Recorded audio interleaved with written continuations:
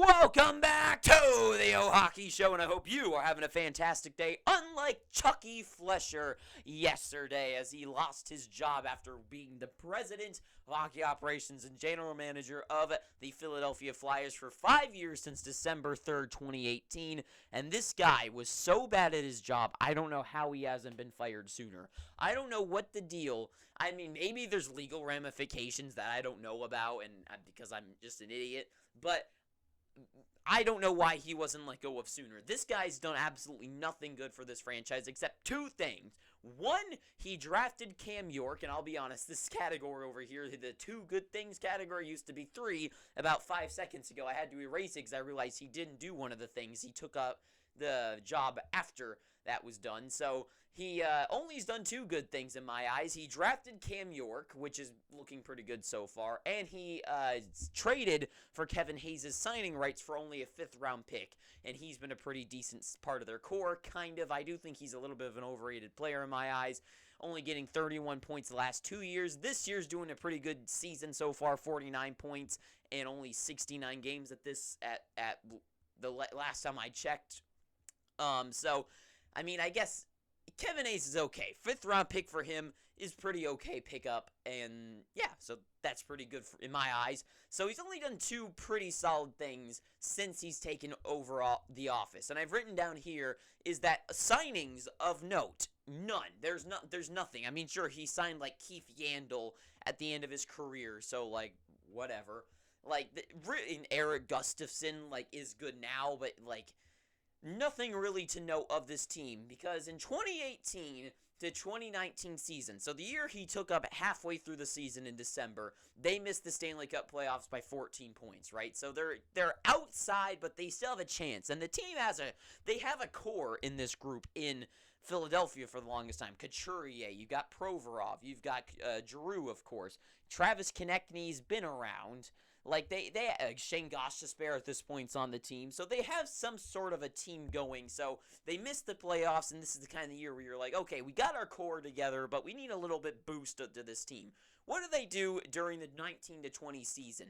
Well, so they signed Kevin Hayes during this offseason, as well as trade for Matt Niskanen and Justin Braun during this season, right? So 19 to 20 season, they're going in with a better team, I would say. Bring in Kevin Hayes now. You bring in Matt Niskanen in the last year of his career, and Justin Braun, a solid back at just stay home, block the net, block shots, be defensive defenseman kind of guy. So I mean, they're definitely additions to the team. They're not like liabilities, but they're additions. So they're going into this season, and they do make it into the playoffs. But this was the year, of course, when the world got struck and the NHL had to shut down. So they did make the playoffs, and they made it into the second round, but lost to the New York Islanders. So you make the playoffs this season, which I know it is a strange year to make it in, but they did make it in regardless. So make it into the playoffs, as well as bringing in those players. So it kind of did exactly what you wanted to.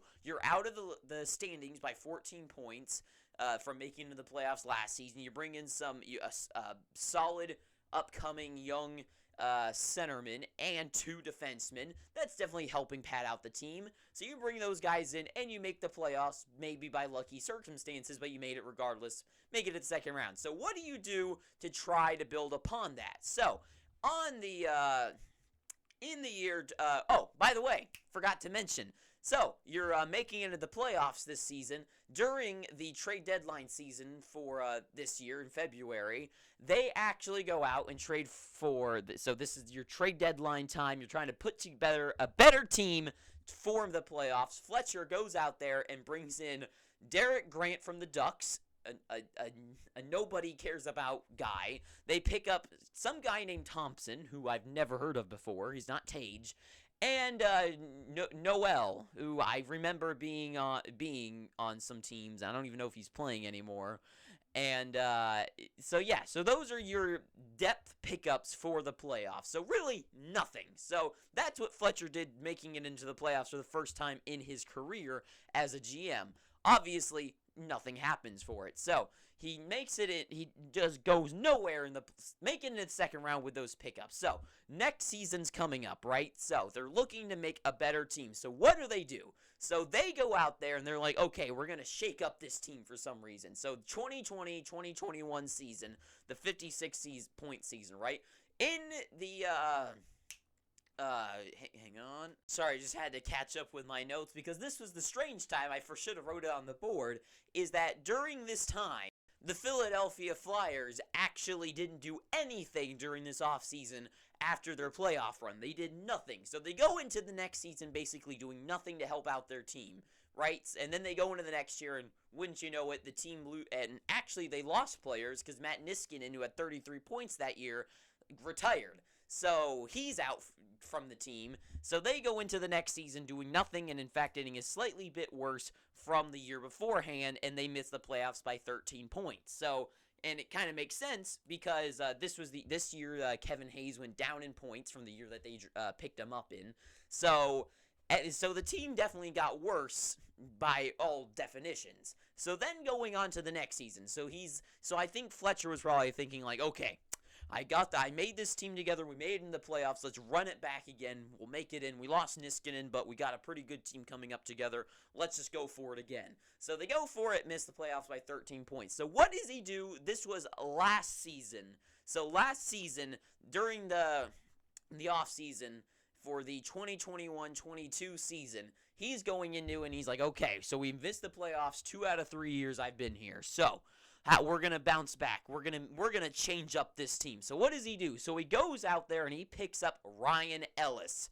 Ryan Ellis, right? For Nolan Patrick, their second overall. I forget which one him went first and second. But they trade away Nolan Patrick and Philip Myers, a 6'5", pretty solid defenseman, young defenseman guy, right? They trade him away, and you think, okay, so you bring a bust of a second overall pick and a solid back-end defenseman, strong, tough hitter, physical player. You're trading them out for what? You bring in Ryan Ellis, a solid, proven defenseman in the NHL, right? Well, unfortunately, he's only played 4 games for them in 2 seasons, and I don't even know if his career's actually ever going to start up again. So, Ryan Ellis, out. So, you also decide to move on from Shane Gostisbehere, who for some reason has been giving you problems. So you move out Shane Gostisbehere, and I believe it was a first or third round pick or something like that. And you trade him to Arizona, who he was one of your top defensemen, especially at scoring points. And you get nothing in return. So you got nothing in return. So you bring in Ellis, but you trade away Gostisbehere. So really, he's kind of 1 for 1 for that. So you Ellis instead of Gostisbehere, moving on for defense 4 points. As well as you go out there and you get 2 more. You go get Rasmus Ristolainen, one of the biggest jokes of a defenseman in the NHL. That is who he goes for. He set, I believe it was a record for the worst plus-minus ever with like a minus, was it like 71 or like a 49 or something? It was something ridiculous. And so you go out and get that guy, and the only thing he's known for is that, and also doing a cool goal against the Sharks, kind of, and then doing a stupid little, like, celly, and it was really dumb-looking with his dumb-looking Viking head. And as well as Cam Atkinson. So you bring in, and you move out Jacob Voracek, so you do kind of equal that out, I guess. But you bring in Cam Atkinson, a speedy guy, a speedy player, skilled player. So you got that. So you're like, okay, so you got 2 good defensemen. You got rid of your high-scoring one, but you bring in 2 good defensemen and a guy who can play pretty good offense, right? To pair with Konechny, you pair with Giroux, you pair with Couturier, Hayes. So you've kind of got a team going here, right? So what does this team do? This team does bad. And I mean bad. They're not good. And this year, they are missing the playoffs by 39 points. Now, if my memory does serve me right, I do think this year they did have some bad injuries. I'm not entirely sure, but I think they did have some more problems than just being terrible. But it also they were overall just terrible, regardless of anything. So they missed the playoffs by 39 points. So at that trade deadline, they're like, okay, we went in, but we failed. So, what do? So, we are going to trade Claude Giroux because he wants a Stanley Cup. So, we trade Claude Giroux, but not just him, Bunnaman and Ruptsov, who are two decent enough prospects, for the Florida Panthers in return for Owen Tippett, who is a 25-year-old, I guess he's not really a prospect. I don't really, I mean, it's better than nothing. So you trade for Claude Giroux as well as a first and a third round pick. So, I mean, you get a pretty good return. You get a young guy. Now, the problem with this, all these moves that they've done, as well as moving out Derek Brassard for a fourth round pick and Justin Braun, who they didn't re-sign back in the offseason. So, the problem with all of these moves so far is that Chuck Fletcher decides because here's the thing with the Flyers is that during this entire time they do have a core on this team. At this point they finally do trade Giroux, but before that, going into that last season, you have Giroux, Couturier, you have Ivan Provorov back there, Shane Gostisbehere's back there, you have Travis Konechny who's starting to bloom, you've got Kevin Hayes. And then you've also got Carter Hart back there. He was in that playoff run, and he looked pretty good that season. So you're going into this season hoping that he's going to bounce back at some point. So you've got a decent enough core overall on this team.